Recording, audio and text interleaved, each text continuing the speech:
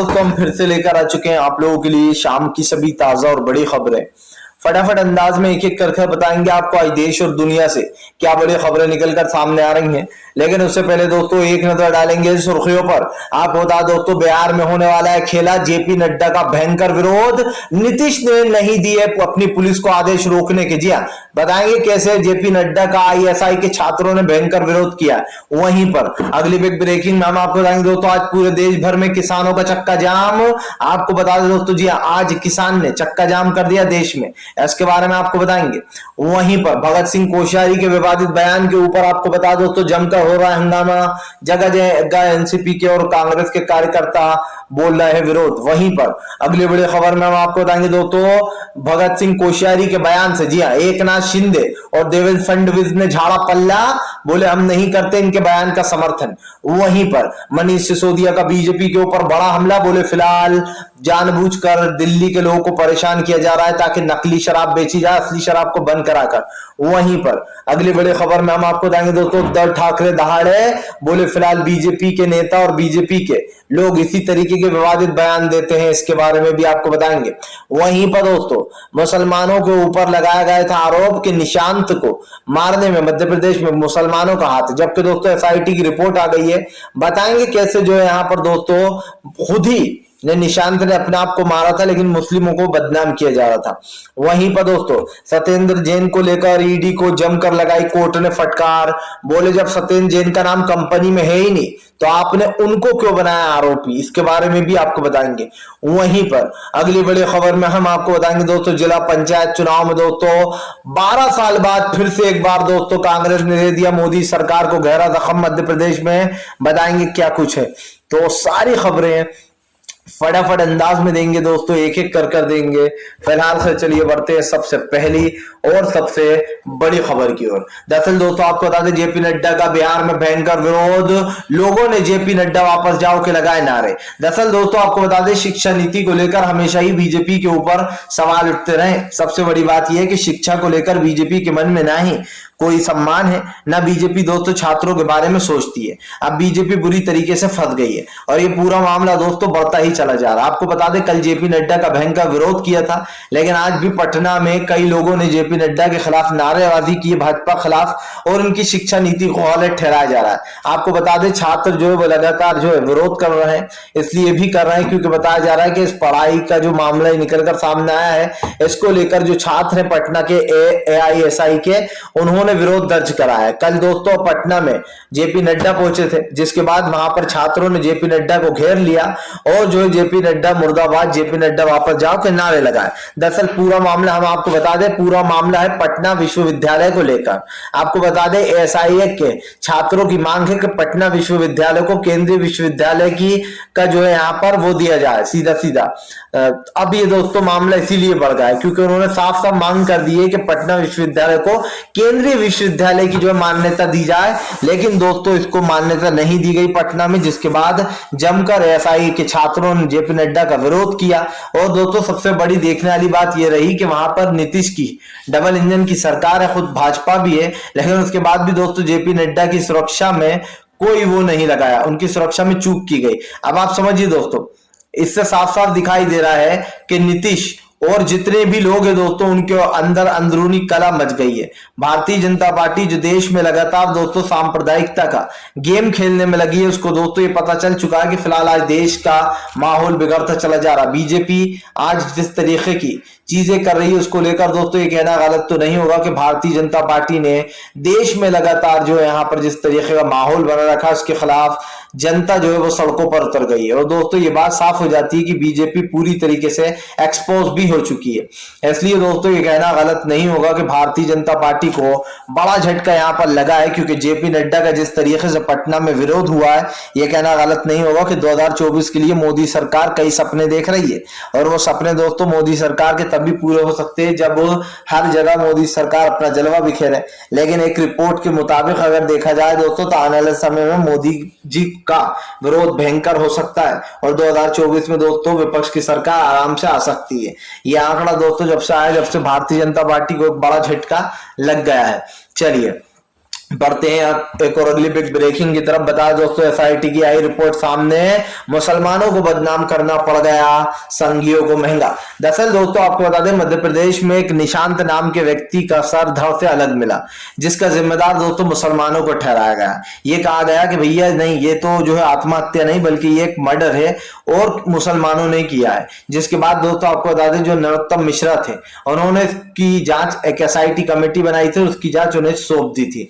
उसके बाद दोस्तों आपको बता दें, एसआईटी कमेटी ने जब इसकी जांच करना शुरू किया तो उनको कई सबूत मिले, और सबूत के तहत दोस्तों वो निशांत की मौत की वजह जानना चाहते थे कि क्या है, किसी ने मारा है या फिर ये खुद ही हुआ है। जिसके बाद दोस्तों आपको बता दें, एसआईटी की रिपोर्ट के बाद ये पता चला कि दरअसल निशांत जो है उन्होंने खुद ही आत्महत्या की थी दोस्तों, किसी ने उनको मारा नहीं। लेकिन संघी दोस्तों हमेशा जब से ये कहे जा रहे थे कि इसके पीछे तो मुसलमानों का हाथ है, लेकिन दोस्तों अब ये बात साफ हो गई कि दरअसल इसके पीछे मुसलमान नहीं बल्कि जो है यहाँ पर बीजेपी की पोल पट्टी पूरी खुल गई है।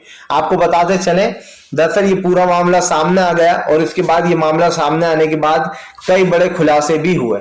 इसलिए हुए दोस्तों क्योंकि यहाँ पर बताया जा रहा है जो निशांत थे उन्होंने कर्जा ले रखा था, और इतना कर्जा ले रखा था कि वो चुका नहीं पा रहे थे। अब कर्जदार उनके पीछे पड़ गए थे। जिसके बाद आपको बता दें कि निशांत जो है उन्होंने अपने पिताजी को एक मैसेज किया, क्योंकि दोस्तों सारा खेल इस मैसेज का ही था। एक मैसेज आया था निशांत के बाप के पास, फादर के पास, और उन्हें ऐसा लगा था कि ये किसी ने धमकाने के लिए दिया है। अब पता चला है दोस्तों कि दरअसल वो मैसेज खुद निशांत ने अपने मोबाइल से ही भेजा था अपने फादर को, और जो यहाँ पर निशांत ने खुद आत्महत्या की, किसी ने उनको मारा नहीं। यानी कि दोस्तों अपना सर खुद ही धड़ से अलग कर दिया। इस तरीके की जो आप समझिए कैसे कैसी चीजें दोस्तों आजकल लोग कर लेते हैं, और उसका इल्जाम जो है यहाँ पर मुसलमानों पर लगा दिया जाता है। सबसे बड़ी बात यह है, अब लोगों के लिए बहुत इजी टारगेट बन गया है दोस्तों मुस्लिम समुदाय। अगर पत्थरबाजी हुई तो मुसलमानों ने किया होगा, अगर कहीं पर दंगा हुआ तो मुसलमानों ने फैलाया होगा। आजकल जो हिंदू मुसलमान की जो परिभाषा लिखी जा रही है वो बहुत ही खतरनाक है। सबसे बड़ी बात यह है दोस्तों कि देश में भाईचारा और प्यार होना बहुत जरूरी है। देश दोस्तों इन्हीं चीजों पर तो टिका हुआ है। जब देश इन चीजों पर टिका रहेगा तभी दोस्तों आप और हम इन चीजों को बेहतर तरीके से समझ पाएंगे। तो ये कहना गलत तो नहीं होगा कि भारतीय जनता पार्टी देश में नफरत तो फैला ही रही है, लेकिन उसी के साथ साथ दोस्तों देश का काफी नुकसान भी हो रहा है। आप समझिए इससे व्यापार चलता है, कई हिंदू मुस्लिम भाई साथ में व्यापार करते हैं। अगर दोस्तों लोग हिंदू मुसलमान करने लगे तो व्यापार ही बंद हो जाए, कोई किसी से सामान ही ना खरीदे, लेकिन ऐसा नहीं होता। ये सिर्फ भारतीय जनता पार्टी की सोच में ही है और उसमें ही रहेगा, क्योंकि असली जिंदगी में यह हो नहीं सकता। चलिए बढ़ते हैं एक और अगली बिग ब्रेकिंग की तरफ। बता दोस्तों अगली जो बड़ी खबर निकल कर आ रही जी, दरअसल दोस्तों आपको बता दें भारतीय जनता पार्टी को लगेगा बड़ा झटका। जी हां, दरअसल दोस्तों आपको बता दें अब बीजेपी पूरी तरीके से फंस चुकी है। अब क्यों फंस गई दोस्तों समझिए। दरअसल दोस्तों इन दिनों ईडी लगातार शिकंजे कस रही लोगों के ऊपर, और ईडी के शिकंजे दोस्तों ज्यादातर झूठ ही निकलते हैं। जानबूझकर विपक्ष को टारगेट किया जाता है। अभी अर्पिता मुखर्जी और जो है यहाँ पर पार्थ चटर्जी को बनाया गया निशाना। हालांकि अर्पिता मुखर्जी के यहाँ पर केस मिला है, लेकिन दोस्तों 90% केस ऐसे होते हैं जो ईडी सिर्फ बीजेपी के कहने पर करती है और विपक्ष को घेरती है, और एक आध केस ऐसा करती है बीजेपी जहां पर इनकी धावड़ी लग जाती है, जिसका केस मिल जाता है तो। लेकिन अब दोस्तों सत्येंद्र जैन, जी हां, दिल्ली के स्वास्थ्य मंत्री, जिनको दोस्तों ईडी ने यह कहकर उठा लिया था कि भैया इन्होंने बहुत बड़े घोटाले करे और आपको हम गिरफ्तार करते हैं। अब दोस्तों सबसे बड़ी सवाल, आम आदमी पार्टी शुरू से ये कह रही है कि सत्येंद्र जैन के खिलाफ बीजेपी को और ईडी को कोई सबूत मिलने वाला नहीं है, उनको उन्हें छोड़ना ही पड़ेगा, और दोस्तों ऐसा ही होता हुआ दिखाई भी दे रहा है। आपको बता दें कोर्ट ने ईडी को फटकार लगाई है। अब जरा आप बीजेपी का षड्यंत्र समझिए दोस्तों कि ईडी का कैसे दुरुपयोग किया जाता है और कैसे विपक्ष के नेताओं को गिरफ्तार करने के लिए सारी चाल चली जाती है। दरअसल दोस्तों सत्येंद्र जैन को लगभग 1 से 1.5 महीने पहले उठाया गया था ईडी द्वारा, उनके ऊपर गंभीर आरोप लगाए गए थे कि उन्होंने स्वास्थ्य जो मंत्री है सत्येंद्र जैन, उन्होंने घपले किए हैं, और ये कंपनी का मामला था दोस्तों। अब आपको बता दें ईडी ने जो यहाँ पर जब ये सारी जांच कोर्ट को सौंपी तो कोर्ट ने ईडी से सीधा सीधा सवाल पूछा कि जब सत्येंद्र जैन का नाम कंपनी में है ही नहीं तो फिर आपने चार्जशीट में उनका नाम क्यों डाला आरोपियों में। आप समझिए दोस्तों, चार्जशीट में किसका नाम डाला गया है, सत्येंद्र जैन का, जबकि दोस्तों उनका इस कंपनी से कुछ लेना देना ही नहीं जिसमें घोटाले की बात की जा रही है। सबसे पहला सवाल। दूसरा सवाल दोस्तों, आम आदमी पार्टी अच्छे से जानती है कि अगर हमने जरा सी भी गलती की या फिर जरा सा भी कुछ घोटाला किया तो बीजेपी हमारी पार्टी को बदनाम करेगी। और दोस्तों अरविंद केजरीवाल बहुत ही चालाकी से राजनीति कर रहे हैं जब तक वो पीएम नहीं बने। पीएम के बाद हालांकि वो क्या करेंगे ये सबको पता है, क्योंकि पीएम बनने के बाद लोग जो अपनी बात भूल जाते हैं। सीएम रहते हैं तब तक तो फिर भी ठीक, पीएम बनने के बाद जो अपनी असलियत पर आ जाते हैं। लेकिन अभी हम बात कर रहे हैं दोस्तों सत्येंद्र जैन की। तो दोस्तों अच्छे से जानते हैं आम आदमी पार्टी के केजरीवाल के हमें घोटाला वगैरह कुछ नहीं करना है, वरना बीजेपी हमें बदनाम करेगी। और इसीलिए उन्होंने अपने एक एक कार्यकर्ता को अपनी नजर में रख रखा है, कोई घोटाला न कर पाए। सबसे बड़ी बात यह भी है दोस्तों कि आज सरकार के कई जितने भी कारनामे वो आपके हमारे सामने आ जाते हैं। और यहाँ पर दोस्तों एक कारनामा ये सामने निकल कर आया कि फिलहाल भारतीय जनता पार्टी पूरी तरीके से घिर चुकी है। आपको बताता चलूं, आप दिखाई दे रहा है दोस्तों कि भारतीय जनता पार्टी ने सत्येंद्र जैन को फंसाया है। कोर्ट ने साफ साफ कहा कि ना अपने असली ओरिजिनल कागज जमा किए, कॉपी जमा की गई दोस्तों, फोटो कॉपी। आप समझिए, यानी कि जब कोई सबूत ही नहीं है उसके बाद भी आप एक निर्दोष इंसान को दोस्तों 1 से 1.5 महीने जेल में रख लेते हो, तो फिर आप समझ सकते हो कि फिर सरकार के ऊपर क्या सवाल उठते होंगे। चलिए बढ़ते हैं एक और अगली बिग ब्रेकिंग की तरफ। बता दोस्तों भगत सिंह कोश्यारी, जी हाँ ये कौन है दोस्तों? ये है दोस्तों आपको बता दें महाराष्ट्र के राज्यपाल। ये हमेशा से दोस्तों बीजेपी के पिछलग्गू बने हुए हैं। जब उद्धव सरकार थी तो ये सरकार गिराने में पूरा पूरा साथ दिया करते थे। और ये अपनी ही सरकार, यानी कि दोस्तों महाराष्ट्र के ये कहने को तो राज्यपाल थे लेकिन वहीं की सरकार के ऊपर हमला बोला करते थे, जैसे कि दोस्तों पश्चिम बंगाल के राज्यपाल ममता बनर्जी पे बोलते हैं। लेकिन अब यहां पर कई सवाल खड़े हो गए हैं। सवाल इसलिए खड़े हो गए क्योंकि कल दोस्तों भगत सिंह कोश्यारी जो कि महाराष्ट्र के एक राज्यपाल हैं, उन्होंने विवादित बयान दिया। उन्होंने अपने बयान में क्या कहा दोस्तों, ये हम आपको बताते हैं। दरअसल दोस्तों आपको बता दें, थने से उन्होंने कहा कि अगर थने से गुजराती और राजस्थानी लोग चले गए तो जो है यहां पर राजधानी कंगाल हो जाएगी। अब आप समझिए दोस्तों, राजधानी कंगाल हो जाएगी, ये किसका कहना है? ये जो है यहाँ पर कोश्यारी साहब का कहना। जी हाँ, भगत सिंह कोश्यारी। यानी कि दोस्तों बिना सोचे समझे कुछ भी बयान दे दो। महाराष्ट्रियनों का अपमान किया गया दोस्तों, मुसलमानों का अपमान किया गया, जितने भी वहां पर महाराष्ट्र के लोग रहते हैं उन सबका अपमान किया गया है। क्योंकि भगत सिंह कोश्यारी ने साफ साफ कहा कि अगर यहां से थने से गुजराती और राजस्थानी चले गए तो ये जो है कंगाल हो जाएगा। यानी कि इनको ऐसा लगता है कि भैया राजधानी को दोस्तों आप समझिए सिर्फ गुजरातियों और राजस्थानियों ने ही जो है यहाँ पर अमीर बना रखा है। आप समझिए इस तरीके के विवादित बयान देना और इस तरीके की बयानबाजी करना दोस्तों कई सवाल खड़े होते हैं। ये कहना गलत तो नहीं होगा दोस्तों कि भारतीय जनता पार्टी पूरी तरीके से सरकार की नाक में दम कर चुकी है और आज जो दोस्तों देश में हो रहा है वो साफ दिखाई दे रहा है। तो दोस्तों ये कहना गलत तो नहीं होगा कि बीजेपी की जो असलियत है वो लोगों के सामने आ ही जाती है और साफ साफ दिखाई दे रहा है कि फिलहाल देश की अर्थव्यवस्था पूरी तरीके से बिगड़ रही है। दोस्तों बहुत बुरा लगता है जब कोई आप पर सवाल उठाए या फिर आप किसी पर सवाल उठाएं तो बहुत ज्यादा बुरा लगता है। लेकिन इस चीज को कहना दोस्तों गलत नहीं होगा कि भारतीय जनता पार्टी बुरी तरीके से घिर चुकी है। सबसे बड़ी बात यह भी है कि आज देश का जो माहौल है दोस्तों पूरी तरीके से घिर रहा है और फिलहाल देश में इस तरीके की बयानबाजी करना, खास कर एक राज्य के लोगों का बदनाम करना, उनको बुराइयां करना, आपको ऐसा लग रहा है कि गुजराती और राजस्थानी राजधानी को चला रहे हैं, तो एक काम करिए फिर तो आप उन लोगों को ही जो यहाँ पर रखिए। इनका बेसिकली यही मतलब है दोस्तों, क्योंकि जिस तरीके का विवादित बयान भगत सिंह कोश्यारी ने दिया है उससे जनता आहत हुई है। आपको बता दें भगत सिंह कोश्यारी के इस बयान के चलते एनसीपी कार्यकर्ताओं ने जमकर विरोध किया और भगत सिंह कोश्यारी के इस बयान के जमकर निंदा भी की है। यह मामला कल से ही तुल पकड़े जा रहा है, जब से कल से उन्होंने ये बयान दिया है। आपको बता दें ये बयान जब से उसमें आया है तब से बयान बढ़ता ही जा रहा है, क्योंकि जाहिर सी बात है जब इस तरीके की बातें की जाएंगी तो कई सवाल तो खड़े होंगे ही। लेकिन सरकार इस मुद्दे पर पूरी तरीके से फेल हो चुकी है, क्योंकि इनके अपने मंत्री राज्यपाल इस तरीके के विवादित बयान देते हैं और विवादित बयान देने के बाद दोस्तों आप समझिए लोग चुपचाप हो जाते हैं। तो ये कहना गलत तो नहीं होगा दोस्तों कि देश की अर्थव्यवस्था बिगड़ रही है और उसमें कहीं ना कहीं सरकार के खिलाफ लोग सड़कों पर भी उतर रहे हैं। न सिर्फ एनसीपी के कार्यकर्ता बल्कि कांग्रेस के कार्यकर्ता भी सड़कों पर हैं और कोश्यारी के इस बयान का जमकर विरोध भी किया जा रहा है। जाहिर सी बात है दोस्तों, राजनीति हर चीज में छुपी होती है और बीजेपी के नेता जिस तरीके के बयान देते हैं उनसे साफ साफ दिखाई देता है कि जल्द ही दोस्तों चुनाव होने वाले हैं और चुनाव के मद्देनजर रखते हुए ये बयान बोला गया है। राजस्थान में भी दोस्तों चुनाव होने वाले हैं और जो है बहुत जल्दी आपको पता है कि राजधानी में भी होंगे।